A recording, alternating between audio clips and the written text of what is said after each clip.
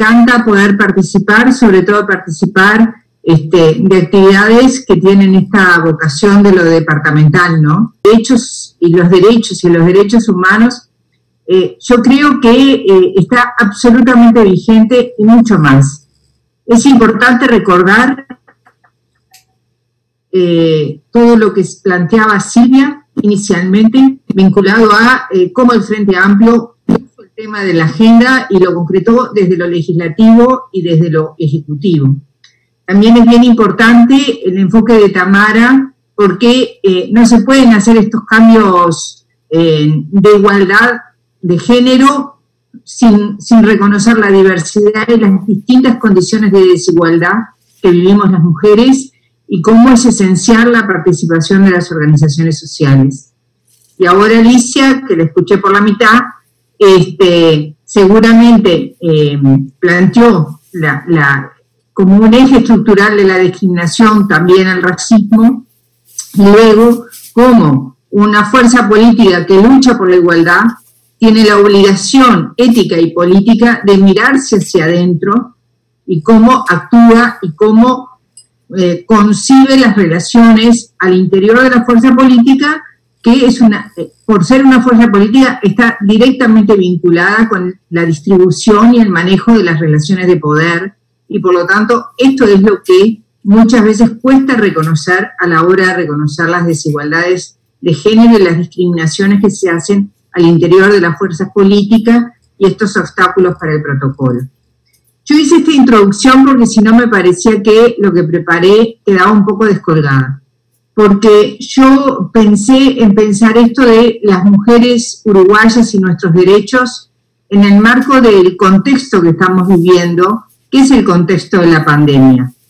Pero en realidad yo lo planteé como el contexto de la pandemia, no para hablar del COVID-19, sino para hablar de cómo el contexto actual, político, económico y social, bajo el marco de la pandemia, se están restaurando posiciones y políticas absolutamente conservadoras, capitalistas y de retroceso en términos de los avances de la agenda de derecho y de los valores culturales que se venían pregonando.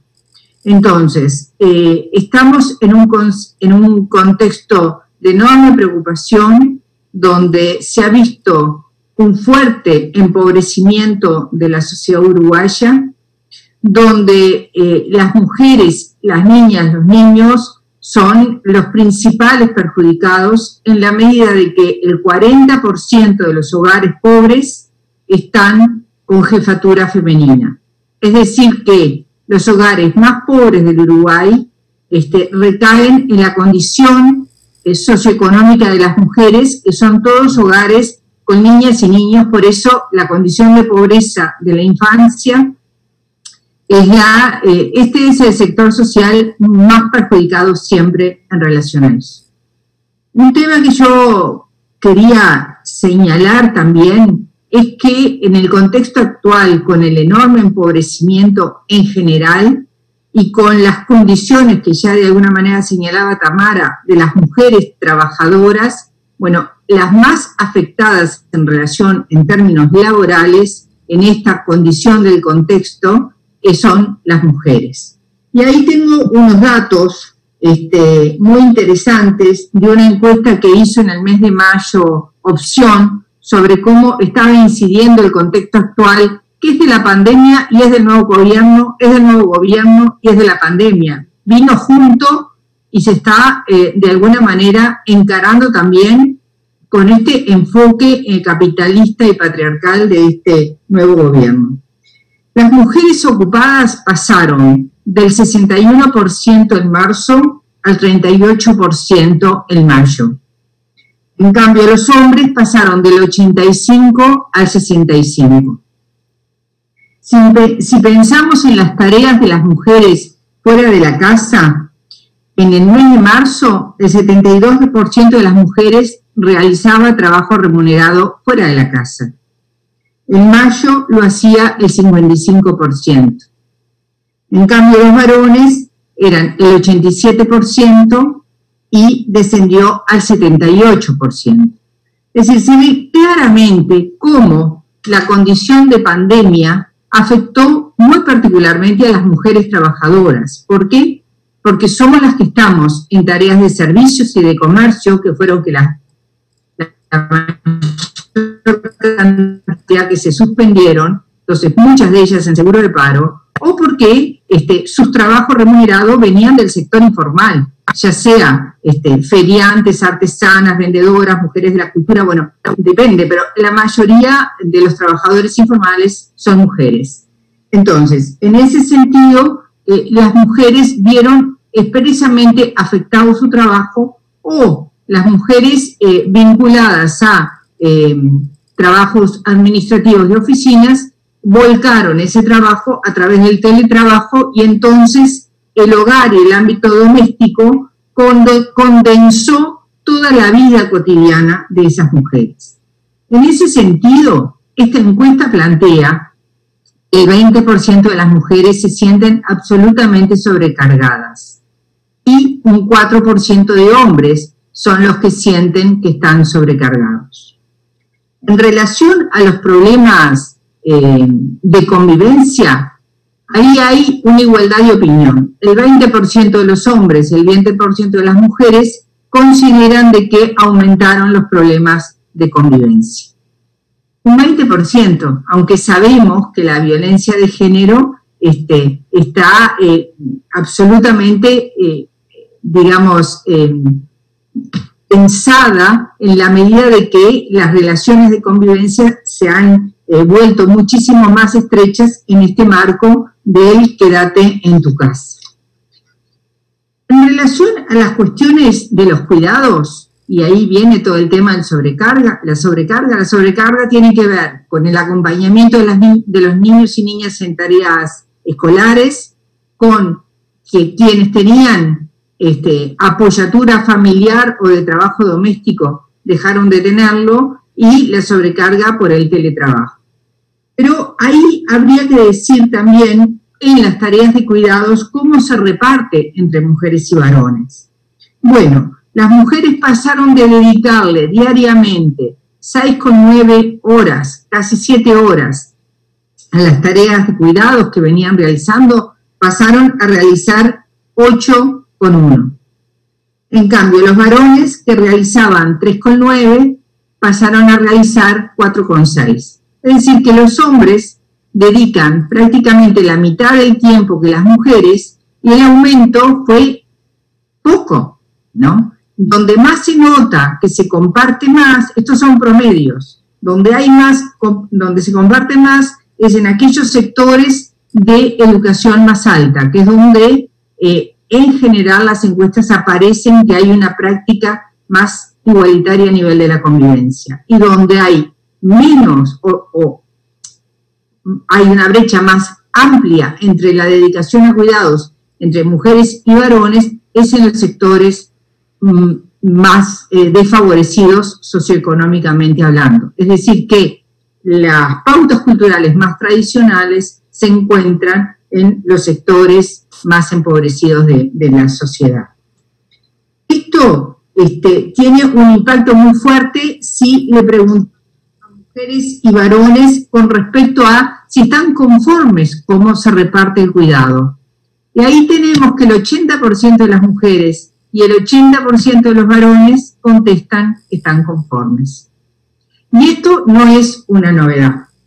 Nosotros cuando hicimos para preparar la Estrategia Nacional para la Igualdad en el periodo pasado en InMujeres, junto con la OPP, una investigación de por qué en el Uruguay, a pesar de un marco normativo, que ya lo decía Silvia, de avanzada y ejemplo en América Latina, a pesar de una plataforma de protección social también muy amplia, de mejora en los derechos laborales de las personas, como se dicen, los consejos de salario que incorporan cláusulas de género, de todas formas se mantienen relaciones inequitativas y la inequidad con una fuerte presencia de la violencia, ya sea de la violencia privada en el ámbito doméstico como de la violencia pública y donde la violencia política aparece con mucha fuerza. Y esto es porque el Uruguay sigue manteniendo pautas culturales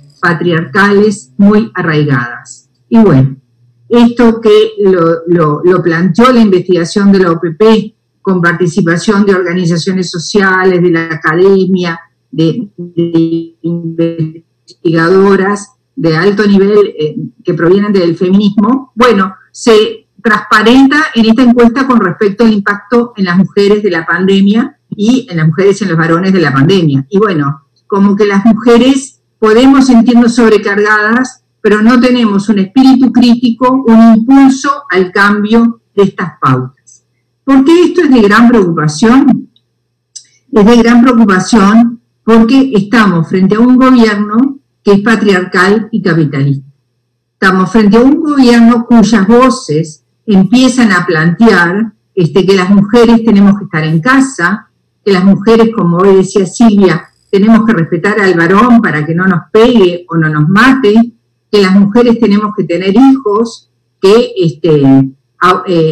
con una crítica a la laicidad, una crítica a la educación sexual en las escuelas. Si estamos con un gobierno que además de querer achicar, como lo está haciendo la presencia del Estado, de querer disminuir, como lo está haciendo las políticas sociales y de protección social, querer sancionar y criminalizar la protección social, la movilización sindical, negar la participación de la sociedad civil, además de eso, está de alguna manera promoviendo el odio hacia el feminismo.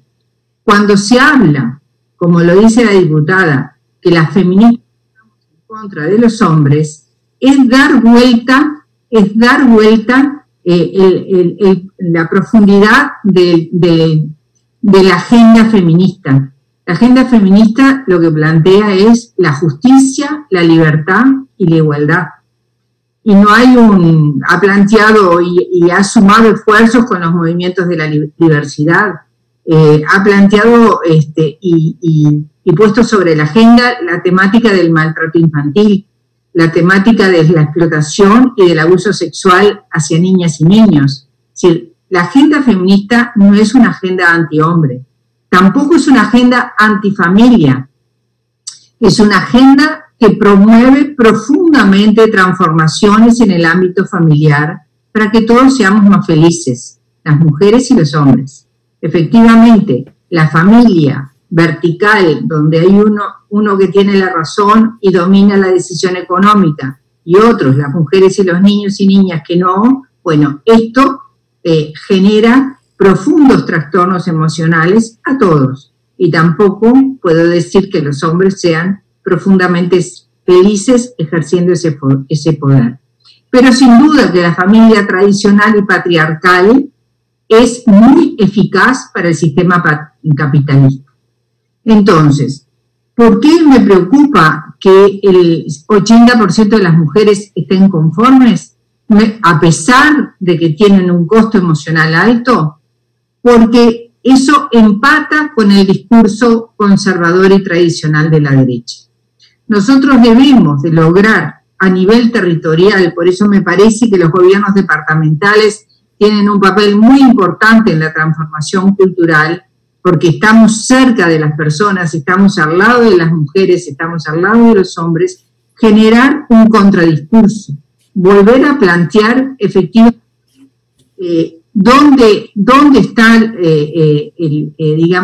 el malestar de las mujeres y de los varones, dónde está la problemática que de alguna forma garantiza los derechos legales que ahora los tenemos legalizados, como el derecho a decidir cuántos hijos y cuándo tenerlos, el acceso a los métodos anticonceptivos, que en algún momento se planteó que por ahí va a venir un ahorro del Ministerio de Salud Pública, el ejercicio libre de interrupción del embarazo, tal cual lo plantea la ley, el derecho a los cuidados, que según Bartol es de sociedades del primer mundo y no para un país como Uruguay, y entonces está allí sin todavía decir mucho un posible desarme del sistema de cuidados. Desarme no porque vaya en contra del sistema, sino porque lo ahoga presupuestalmente. O el desarme de las políticas de protección social que está habiendo ahora en el MIDES, y se hacen políticas pobres para los pobres, es decir, ya no en el marco de una concepción de derechos de las personas. O qué va a pasar con los consejos de salario, que ahora en el marco de la pandemia se plantea su postergación. Es decir, la pandemia aparece como la gran excusa para la instalación de este proyecto conservador. Y las elecciones departamentales nos va a permitir, con distintas modalidades, poder retomar el contacto con la gente para hablar de estas cosas, que es lo que le preocupa día a día. El aislamiento te hace perder la noción de derechos. Nosotros tenemos que poder ir en contra de esta noción del aislamiento y usar con la creatividad, como tuvimos el 20 de mayo, que efectivamente hubo una gran movilización por los derechos humanos, o como la tuvimos en el 1 de mayo con las enormes caravanas que la televisión no pasó, porque aquí tenemos el gobierno conservador aliado con los medios de comunicación, y quien opine diferente somos los que tenemos problemas. Están imponiendo un discurso único, evitando la posibilidad del pensar diferente. Entonces yo quiero plantear eso con una señal de que la lucha por los derechos de las mujeres es una lucha por una mejor sociedad. La lucha por los derechos de las mujeres es un bien de la humanidad. Si hemos llegado a mejoras y a tomar más conciencia del respeto de las personas, mucho tiene que ver con el movimiento feminista. El movimiento feminista siempre tuvo una agenda humanista, y eso es lo que tenemos que rescatar, y tenemos realmente que hacer un contradiscurso muy fuerte e convocar a los varones frente amplistas para que hablen de estos temas como sus temas. No son los derechos de las mujeres, es un tema del discurso de los varones.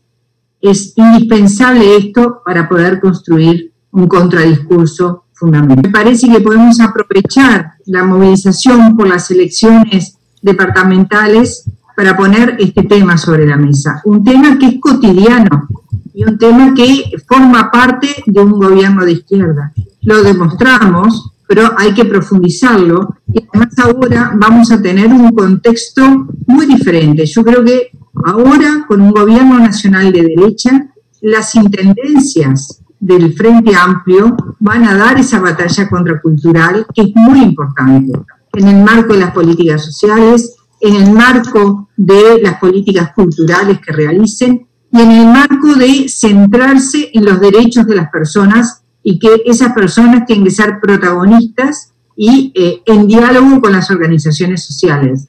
Entonces, esto vamos a irlo construyendo, pero hay un avance importante, sobre todo en los gobiernos departamentales, como el de Canelones, que ya tiene una trayectoria de más de una década, ¿no? Entonces, por ahí me parece importante.